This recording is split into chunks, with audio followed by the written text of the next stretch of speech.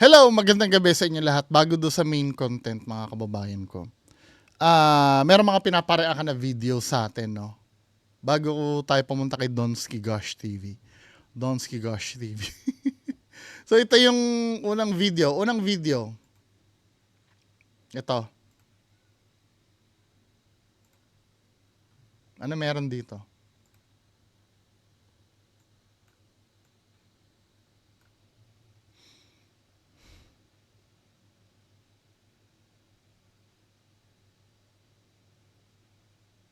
Uy, may lumitaw dun, no?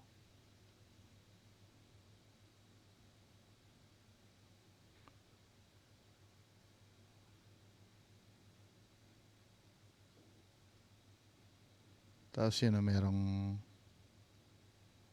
Oo nga, no? Now, ang tanong dyan, nakita nyo ba yung naglalakad na yan si Kuya? Ang tanong dyan, fake ba yung video? Hindi naman to fake. Edited ba? Hindi naman siya edited.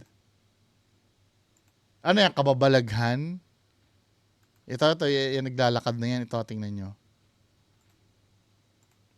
Ayan o. Kababalaghan ba yan? Hindi yan kababalaghan. Ang tawag niyan ay glitch ng ng CCTV. So, para maliwanagan tayo, ipupull ko uli yung video ng Corridor Crew. May same scenario dyan, may same scenario dyan sa, ito mga video expert to mag-explain. O, pakinggan yung explanation. May same scenario, ganyan din. Naglalakad, nawawala siya, no? Whoa, interesting. His camera's getting screwed up. That's a cool data mosh effect going on. Okay, I wonder if this is just the codec glitching out and not updating parts of the image as the person walks through it. So the parts that say static, basically the computer goes, okay, I'm just gonna give you a picture, and you just hold this picture until I tell you that there's new data there. And that's basically how it saves space in terms of compressing the video. So like the house, the tree, everything around here is not moving. It's basically just a still picture that's been told to just stay on frame for as long as possible. And so as this person gets close, it could be glitching out and keeping some of that there and not updating it with new information. Because it's dark and you just have one tiny little moving thing on screen, it could be that it's just too little movement to trigger the codec to create a new keyframe, basically to add new data to it or to add new data to that block. Naintindihan niyo explanation? Ganito po kasi yung mga kababayan ko. Itong video, sana ba yun? Actually, meron pang isang video pala ito. Panoorin din natin to, no? Para isang explanation na lang.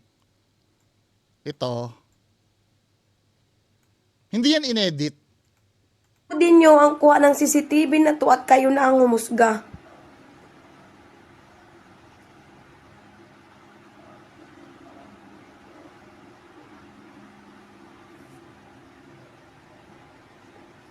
Sa tingin nyo, oh,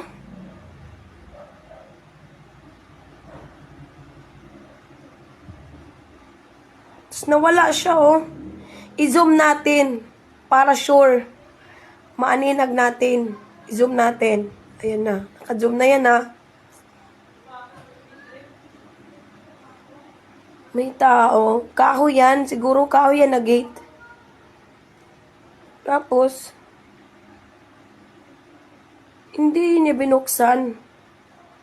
Ginawa niya, lumingon pa siya, oh. Tapos, wow. Oh.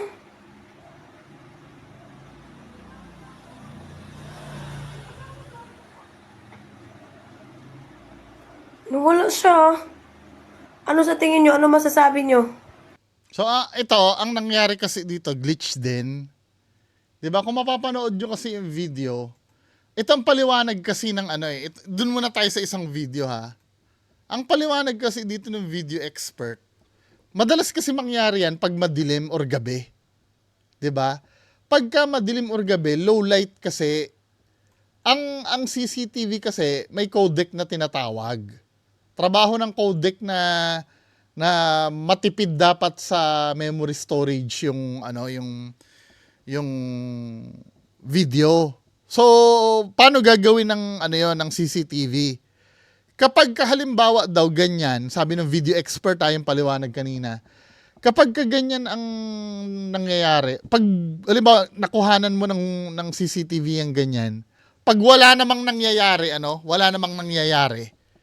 still photo lang yan. Naghihintay lang yan na biglang magbago ito ng image. Sa kanya i-update yung image ngayon pagka may iba ng data na pumasok. Pero as long as na yan lang, still photo lang yan. Hindi yan video. Still photo lang. Parang picture lang yan. Now, nung dumaan yung lalaki, may bagong data na na-add. Kaya lang, sa sobrang dilim, 'di ba? Sa sobrang dilim nung suot ng lalaki, pinagpapalagay ng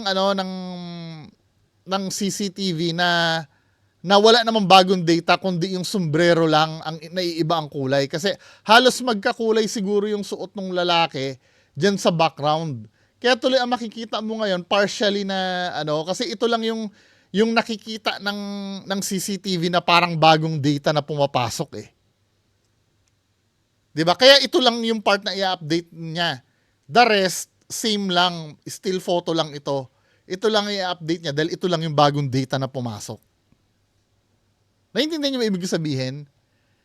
Ngayon, nag-i-struggle pa siya kasi nga sobrang liit ng picture na to para baguhin mo yung buong frame. Kaya pinipili niya yung talagang naiiba ang kulay. Same as this one, no? Dito sa isang video na nangyari. Same lang yung nangyari dito. 'Di ba? Yung pag-movement kasi, yung sinasabi ni ate dito na lumingon, hindi lumingon yun, umaakyat na ng bakod yan. Kaya lang, parang kakulay din ng tao kasi yung bakod, kaya hindi na pinapakita ng CCTV na umakyat, nag-over the bakod siya. Madilim kasi nung time na yun, gabi. So parang bagong data, yung lumingon na sinasabi niya, nag-over the bakod na yan. Diba? Nag-over the bakod na yan si kuya. So pag nung nakababa na siya, yan, nagi-glitch na. Glitch ito. Hindi ito paranormal. Feeling ko may hawak pa nga siyang cellphone na flashlight niya eh. Kaya yung part na yan, sobrang dilim niyan, maano lang talaga sa low light ang CCTV. Hindi siya paranormal. May nangyari na rin ganyan sa sa KMJS na parang tumago sa gate eh. 'Di ba? Anyway, proceed tayo do sa meron pa pala isa, sorry. Ano pa ba 'tong last? Ito. Yan yung Biglang gumalaw yung ladder. ito due to gravity ito eh. Tinumugis ako naman isa dito. Due to gravity yan.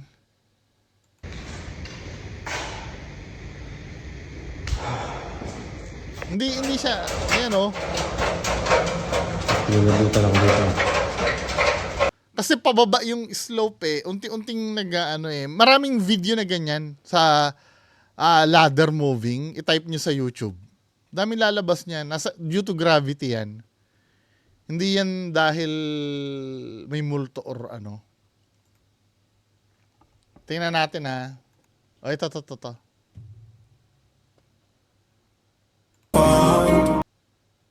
Sineset up nila yan ng pababae.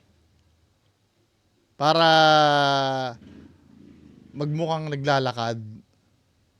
Ayan Yanig naman kaya gumaganon-ganon yung ladder. Tama, hindi naman sila natatakot eh. 'Di ba? Sinet up pa talaga nila dahil pag pababa kasi na slope na ganon, may tendency talaga due to gravity na ganyan ang gawin. Okay, debunk na, 'di ba? Yung kasi kung mapapanood nyo sa umpisa ng video na to, sineset up ni Kuya. Ayun sineset up niya. Tapos pag set up niyang ganon, 'di ba? Yung right movement gagalaw. Tapos sa kanila bibidyohan na parang multo. Anyway, Diretso tayo dito sa video ni Sardonsky. Sabi nga, aswang sa setyo ng Surigao actual encounter. Ano naman to, Sardonsky? Launa na ng madaling araw. O, alauna na madaling araw, ano? Doon sa may ilog. So grabe guys, ang lamig ng panahon ngayon. Foggy siya. At pupuntahan natin yung bahay na yan. Tara.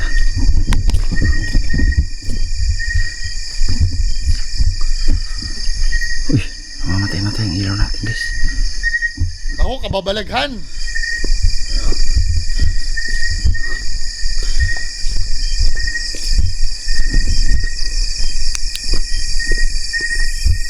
Ganon siya kakapal ang fogs. Tapos dito guys, Ang fogs. Ang daming fogs yan, bangin min. yung ilalim nito guys. Doon na tayo sa mismong ano. Ay shit, hala.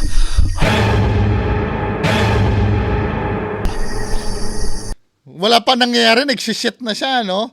Fake! Wala pang nangyayari, nagsishit ka na eh. Ano ba? Sardonsky naman, hindi mo man lang bigyan ng ng magandang drama eh. Ginagawa mo talagang tanga yung mga nanonood sa'yo. Ay shit, hala. Wala pa nangyayari, nagsishit na. Sa bintana guys. Wala na sa bintana. Saka pala nagpakita sa bintana. Pero nung nag-shit ka, wala pa sa bintana. Nauuna ka eh. Meron nga naman, no? Ulitin nga natin yon. Meron nga naman, kaya lang nauna yung shit mo. Tama ha? Ay shit, hala. Wala eh. Meron? Yan ba? Yung malabo na yan? Nakita mo yun ha? Gabing-gabi ha? Sa bintana guys. Wala na sa bintana. Saka lang nagpakita. Si Joseph nagpakita. Joseph Ghost TV. Si Joseph to, di ba? Ito ha. Gagamitin natin ang common sense natin. Gagamitin natin ang common sense natin. Paano mo mahahalata na ito ay scripted o peke? Ito pa lang ang napapanood natin. Sa bintana guys.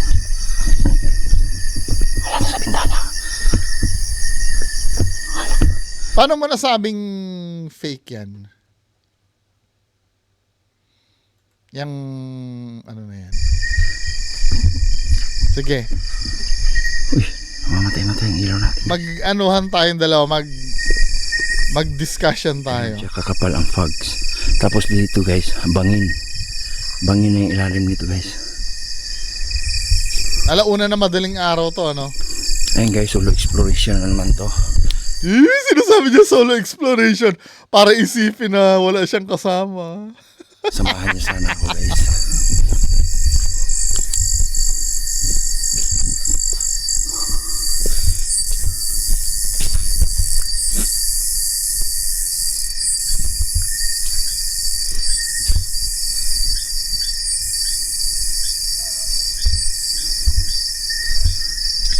May ilaw. O signalan mo na si Joseph na nandiyan ka na. 'Di ba? Signalan mo na kailangan niya ng magpakita sa bintana. Tingnan mo kung paano mag-signal si Sardonsky ha. Ito na yun. Signal ka na, Donsky. Grabe ang kapal ng box kay.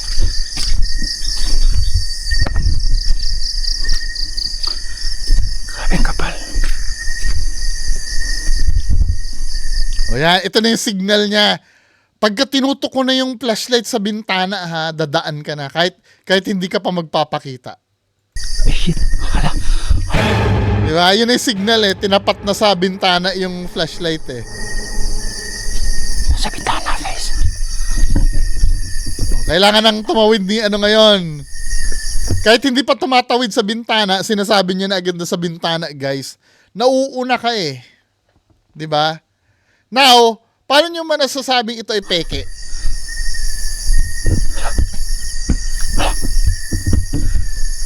Biruin mo, first time mo palang makita yon at may nakitang gumalaw sa bintana, ina-assume mo agad na kababalaghan. Kung tutuusin, let's say nakakita ka ng bahay sa isang, yung first time mo lang madaanan na bahay, makakita ka ng ganyan, common sense na lang ang gagamitin mo na pwede mo agad unang isipin, baka may nakatira doon. 'Di ba? Pero yung magdadrama ka kagad na, hala, sa bintana, hala. Doesn't make sense. Halatang nagdadrama ka lang. 'Di ba?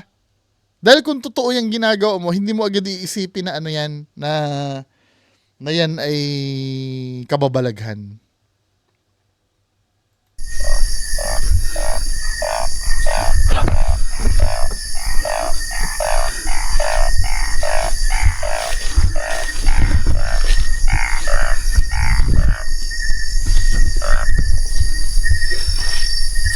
Aswang daw yan, ano?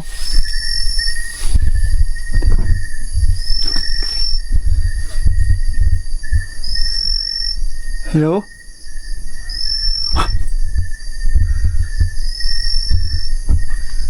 Hello?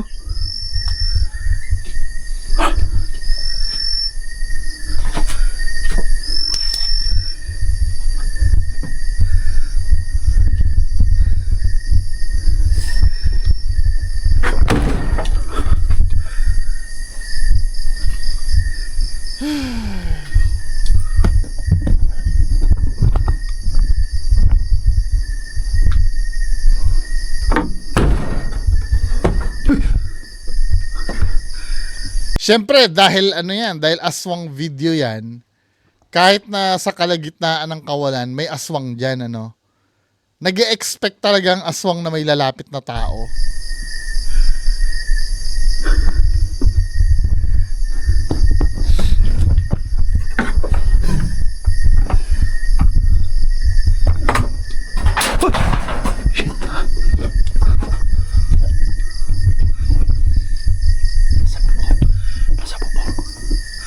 Nasa bubong guys.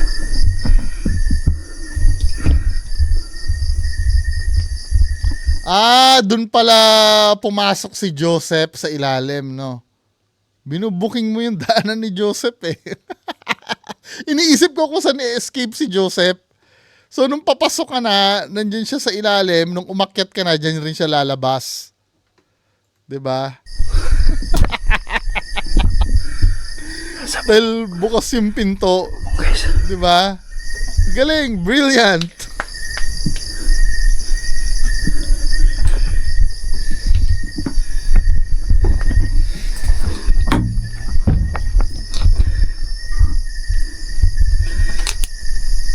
Ako.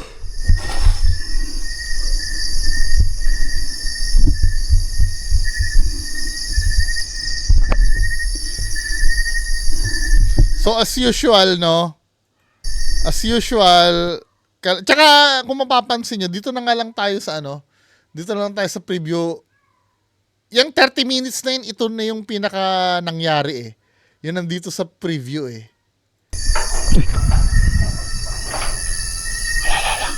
Diba yan yung mga, ito yung buod ng nangyari. Na nagtataka ka naman, anong ginagawa ng aswang sa gubat? Anong bibiktimahin ng aswang sa gubat? Dapat sa bahayan yan. Expected niya ba na dadalaw si Sir Donsky?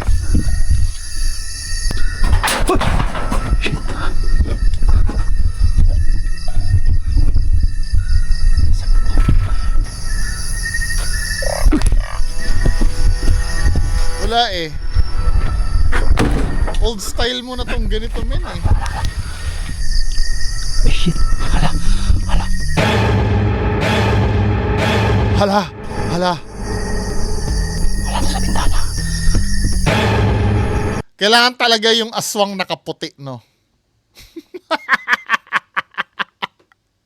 Aswang to eh. Yun na nasa title eh. Hindi naman multo eh. At Ang pupuntahan natin ngayon guys, isa daw yung bahay ng aswang. Kailangan natin tumawid sa ilog na malaki. Tapos, ang tagos nun, papunta na ring bundok. Kailangan nating maglakad guys, papunta sa bahayan na yan. Kaya samahan nyo ako guys sa exploration na to. Sa mga kwento pa lang nila, nakakakilabot na. Bahayan ng aswang guys. Pupunta natin. Hindi basta-basta tong exploration na to. Kaya hinihingi ko po yung suporta nyo. Maraming. Oh! Supportahan natin! Anong goal? Hindi, let's say, pupuntahan mo yung bahay ng aswang. Anong goal? Tinatamad na akong mag-debunk eh. Tatanungin ko na yung details. Anong goal? Ba't mo pupuntahan yan? Para sa ano? Para may ma-videoan ka? O pagdating mo doon, anong gagawin natin? Mapupuksa mo ba yung aswang? Tingnan nga natin, bandang huli. Mapupuksa niya ba yung aswang? Kasi hindi ko nakukuha yung punto eh. Pag na ano mo yung aswang, biglang tatakbo ka? After, sige, dito na tayo sa bandang, dito, no? Okay, di ba, inaaswang ka.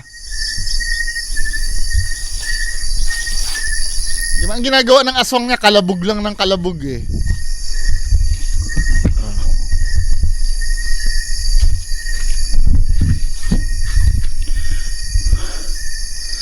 Oh. So ayun guys, Tama, nakuha mo pa mag-outro dyan kahit may aswang sa paligid. Ginagago talaga tayo na ito eh. Diba, sabihin mo may aswang na dun sa ano, maggagaganyan-ganyan ka pa. Hindi ka ba natatakot sa buhay mo? sa motor, travel tayo guys. Maraming salamat sa inyo. Travel tayo guys. Wala, di ba?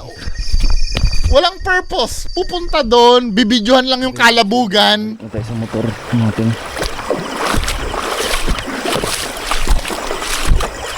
May cut pa. Yung motor natin guys.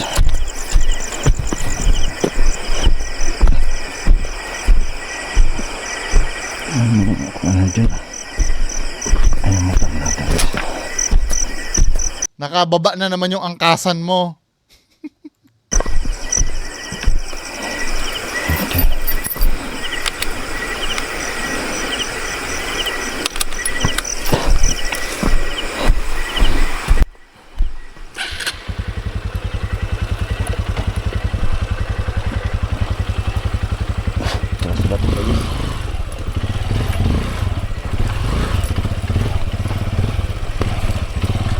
Ano na pala natin doon sa video? Hindi, gusto ko i-process ano. Pumunta tayo doon sa lugar kung saan nakatira ng aswang. Ano yung goal natin? Bakit tayo pupunta doon? Tapos magpunta doon, kalabugan. Tara na guys. Parang ginago lang yung mga tao, no? Hindi ko na inisa-isa pa yung nangyari. Let's say kalabugan. 'Di ba? May aswang, 'di ba? Natatakot ka. So ano yung point nun? Hoy, nag-request nito si Sir Neil Lester ha. Tamo ha, ipakita ko baka mamaya pagbintangan niyo na naman ako na kino-content ko na naman si Sir Donsky eh. Pakita ko sa inyo, si Sir Neil Lester yung nagpasa sa akin nito. Ako na naman ang aawayin na na kinontent ko to eh. 'Di ba? Ano ba 'yon?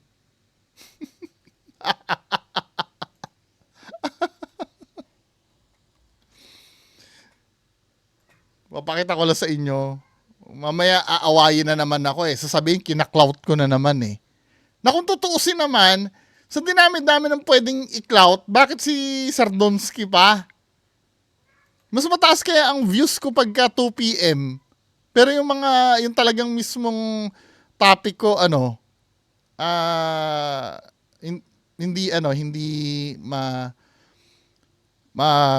hindi siya maraming views.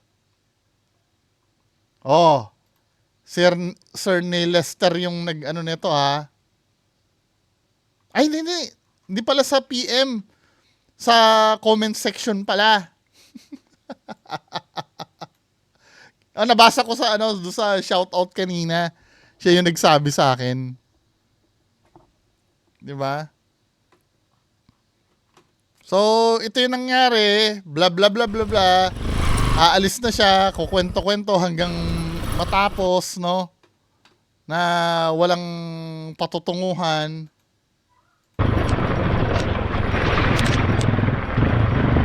Di ba? Sana, kung ganyan, dapat nag-i-improve ka na, Sir Domski, ng quality eh. Kasi ito kasi yung komportable kang gawin. Pero hindi mo namamalayan yung mga audience mo kasi tumatalino na rin eh. 'Di ba?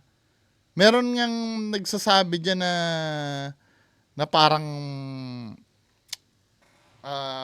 nagmomotor-motor ka din yung mismong magandang part yung kalabugan, then aalis ka na lang, motor ka na naman uli. Kung i-compress mo, hindi ganun eh.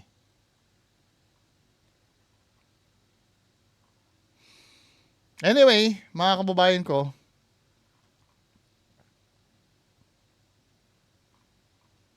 sabi ganun, mas okay yan na wala kang kasama. May kasama yan, may nagpakitang white lady eh.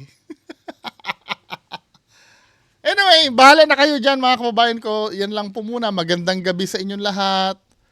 Bye-bye.